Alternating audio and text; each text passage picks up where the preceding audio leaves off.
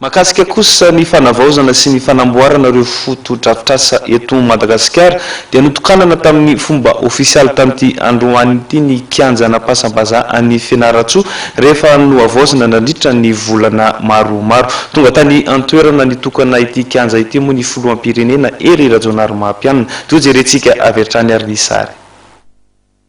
Azo verina ny andraisana lalao iraisam-pirenena eto amin'ny kianja vaovao eto Ampasambaza, Fianaratsoa, indrindra fa i Madagasikara dia handray ny fiadiana tombon-dakany Afrika eo amin'ny tsikazy latsaka ny 17 taona afaka 2 taona. Manaraka ny fenitra iraisam-pirenena tokoa mantsy ity kianja ity araka ny filazan'ireo teknisianina, indrindra ny bozaka artifisialy eo aminy. Androany maraina dia tonga tany antoerana ny filoham-pirenena Hery Rajaonarimampianina nitokana izany foto-drafitrasa izany tamin'ny fomba ofisialy.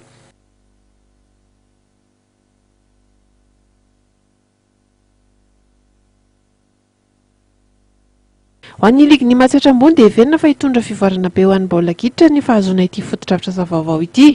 Fa tena ampiova zavatra eto Madagasikara indrindra fa eto Ambohimasatrika ity kianja ity satria za efa tany ivelany. Hitako eto Madagasikara fa tsy misy tahaka an'ity na amin'ny ao amin'ny Carillon na agny Mahajanga dia azo lazaiko hoe raitra dia raitra ity moderna zany ity. Ka zay mino fa iova tanteraka le football zany ary manomboka rapiso zany zay dia efa anao festival ny grassroots ao amin'ny Saint-François Xavier miara-miasa amin'ireo teknisianina hofanin'ny FIFA reto ka misaotra betsaka ny FIFA izay averiko zay ary misaotra ny fédération malagasy de football indrindra fa ny filoham-pirenena zay nanome ity foto-drafitrasa goavana ity fa tantara mipetraka ity ary sy voafafa mandra-patapitra zao tontolo zao.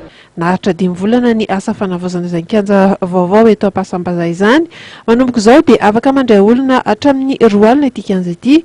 Ankoatra ny bozaka dia nahavaozana ihany koa ny vestiaire sy ny efitrano natokana ho an'ny mpitsara sy ny mpanao gazety.